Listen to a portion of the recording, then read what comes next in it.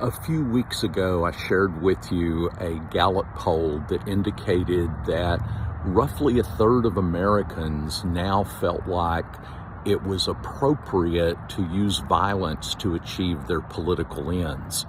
And we don't seem to be taking this seriously enough. And quite honestly, we moved to a whole new dimension this weekend when there was an effort to assassinate the Speaker of the House, and in that process, though it was unsuccessful, her 82-year-old husband was beat in the head with a hammer and fractured his skull.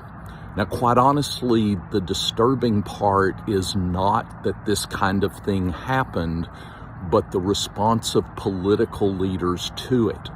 Political leaders have turned it into funny internet memes. They have joked about it. They have made fun of it. They have put Twitter videos out making light of it.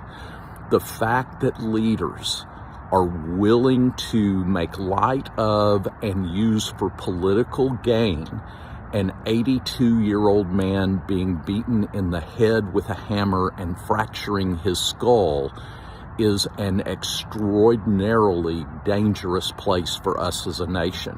And we need to understand that what takes place at the national level is going to trickle down to the local level.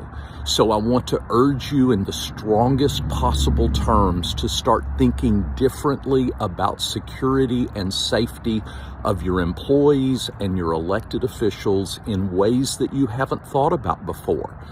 If we follow the traditional trajectory, it won't trickle down immediately, but it will absolutely trickle down. And indeed, I actually have already heard reports of death threats against some local officials across the U.S. this fall. So I really want to encourage you to take the time to lean into some very overt conversations and discussions about safety and security of your employees. We're in a time unlike anything we've been in, and we have to take it seriously, and we have to begin preparing for it.